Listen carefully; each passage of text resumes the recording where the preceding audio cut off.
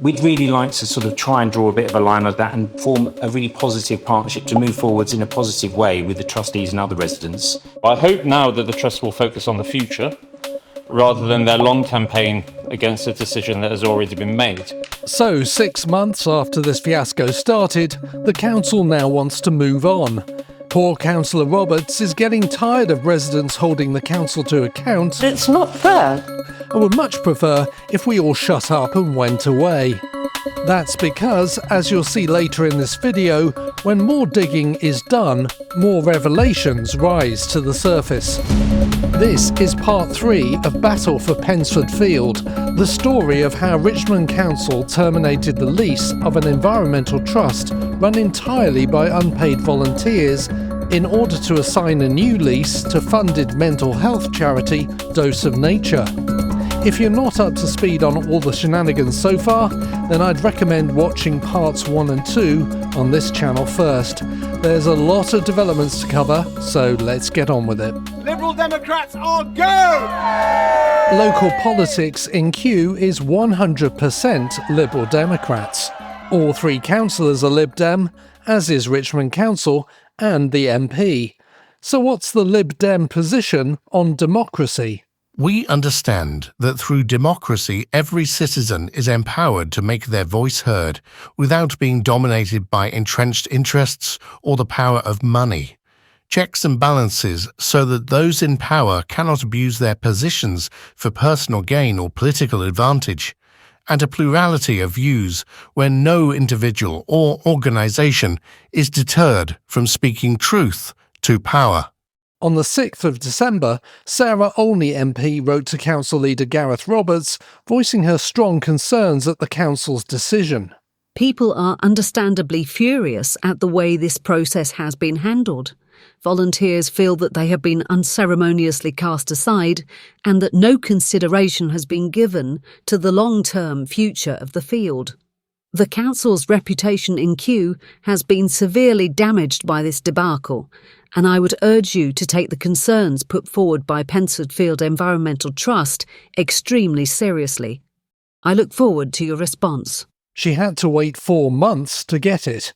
Councillor Roberts only bothered to reply after I asked Sarah Olney's office to confirm they'd not received one. When the chair of the trust asked about this disapproving letter at the full council meeting in January, Councillor Roberts was astonishingly indifferent. Sarah Olney is entitled to her opinion. Thank you. But this damage to the council's reputation and the impact on the Kew Lib Dems cannot be dismissed so easily. The Lib Dem branch in Kew is responsible for local campaigning and delivers thousands of political leaflets and newsletters for both the Lib Dem administration in the council and Sarah Olney MP.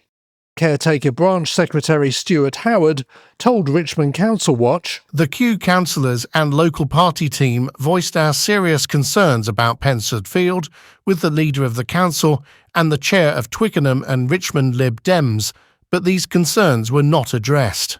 As a direct result, at the local party's AGM in January, only 2 out of the 14 officer and member positions were filled. The vacant positions either had no proposed candidates, or the current post holders stood down, or resigned in protest at the undemocratic handling of this debacle by the leader of the council. Since the AGM, local Lib Dem activities in Kew have almost ground to a halt." While the Pensford Field story has had some local coverage in Nub News and Twickenham and Richmond Tribune, the Richmond and Twickenham Times, first published in 1873, has successfully managed to maintain complete silence on this fiasco. Oh, what's this on page 3? Yes, it's Councillor Roberts' half-page bi-weekly column. I'm sure that has absolutely no influence whatsoever on their editorial policy. But there is some good news. On Saturday the 1st of March, Pensford Field finally got some national coverage after the previous 2 videos in this series came to the attention of a senior reporter at The Times. The day before it went to press, there was an impressive turnout of volunteers, suitably armed for battle, with various gardening tools at the photo shoot. One paragraph regarding the Dose of Nature founder and CEO particularly caught my eye. Greenwood agreed the handling was flawed. She said Dose of Nature had believed it would be an open process. An open process? Hilarious! Dose of Nature had absolutely no expectation of an open process because it deliberately went behind the back of the trust and asked the council to grant it a new lease. This is what an open process actually looks like for the council's Grimwood Road site in summer 2024. An invitation to bid letter, a draft lease, a site information pack, a site plan, a service level agreement, and a 7-page service proposal. Did any of this happen for Pensford Field? It did not. What we got was an undemocratic backroom deal agreed in an unminuted meeting in Councillor Roberts' office. There was obviously Sir Mark, which is self-evident, and there was me. It took place in my office at York House. I think there were possibly one or two other members of Dose of Nature. In preparation for the Part 1 video, I had a 3-hour meeting with Alison Greenwood at Pensford Field and this cafe in Kew. I asked her why Dose of Nature didn't tell the trust that they had approached the council to obtain the lease. She said she was naive and thought the trust would come around.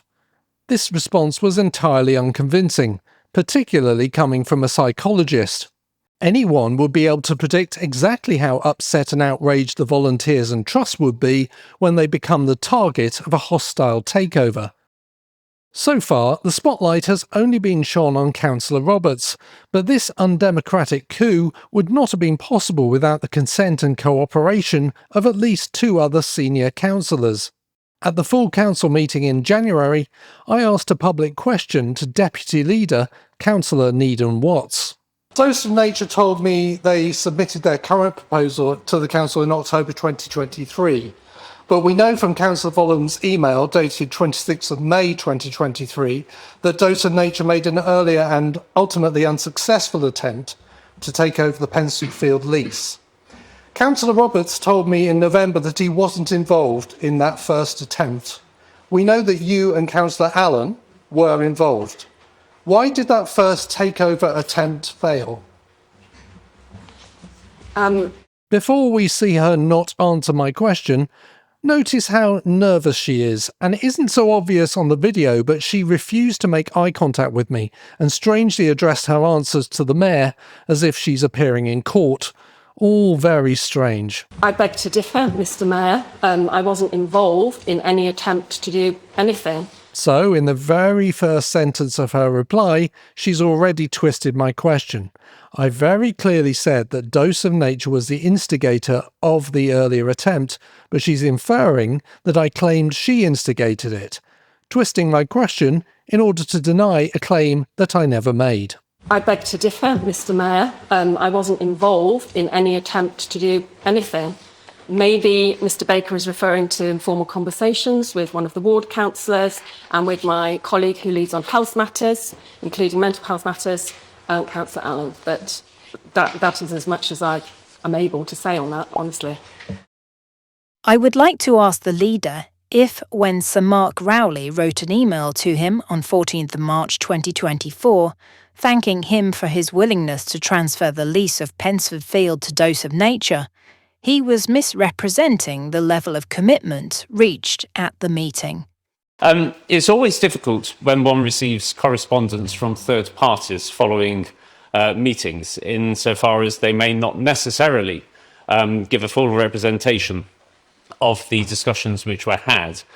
I struggle somewhat with the word misrepresentation, or to misrepresent what was said, simply because it is, and I'm sure quite inadvertently, quite a loaded word. Certainly, I showed that I was sympathetic to the aims of Dose of Nature. No decision, however, was taken at that meeting, and the meeting, as I recall, was to, or the outcome of the meeting, as I recall, was to go away, investigate what was possible, and to revert back to Dose of Nature at a later date. But no undertaking was given during that meeting. However, I'm sure that there was no intention on the part of Sir Mark to misrepresent what was said. However, it is fair to say that his recollection and my recollection of the meeting's conclusions are perhaps not identical. Thank you. Really? Councillor Roberts, who incidentally last year was appointed the Deputy Chair of the Police and Crime Committee at the London Assembly, is now casting doubts on the short-term memory of the Commissioner of the Met Police? Let's take a look at some quotes from emails disclosed by the Council as a result of a Freedom of Information request by the Trust. Attached is a letter summarising the issues and making undertakings for the future when the lease transfers to Dose of Nature. Thank you to you and your team for such a constructive meeting and your support for Dose of Nature and willingness to transfer the lease of Pensford Field to us over the next year.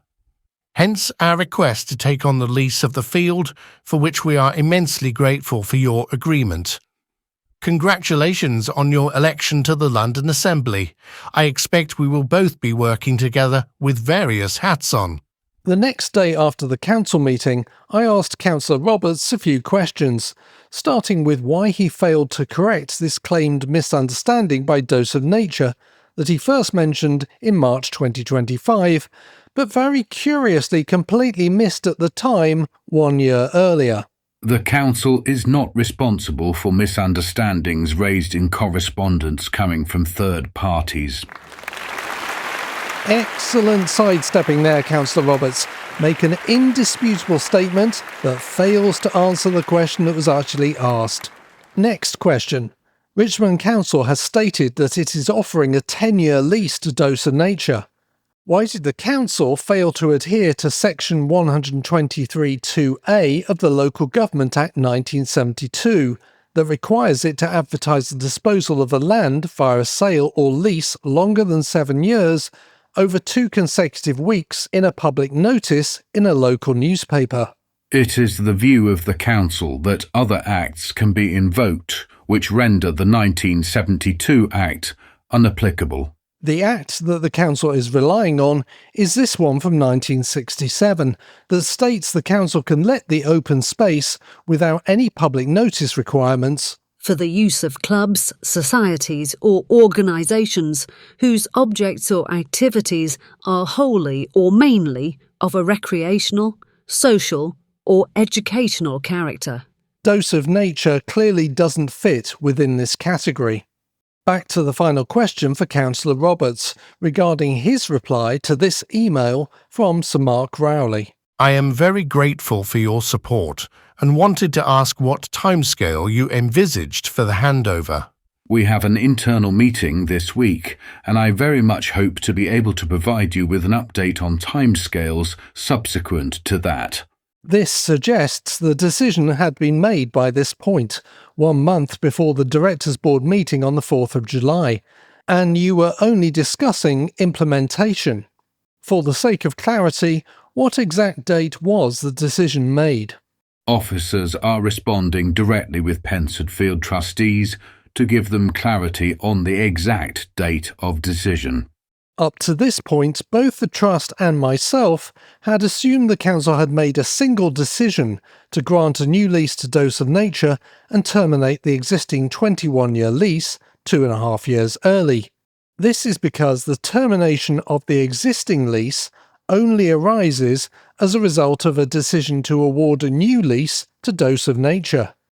After some back and forth with Richmond Council, I managed to obtain the decision document. Recommended decision to authorise the termination of existing lease and occupation of the cabin that is let and occupied by Pensford Field Environmental Trust. The council officer that signed this decision is Tunde Ogbe, Assistant Director of Valuation and Asset Management Services. I asked him for the decision document that states a new lease will be granted to Dose of Nature. It is the Council's intention to grant a lease of the property to Dose of Nature, but that decision has not yet been taken. What?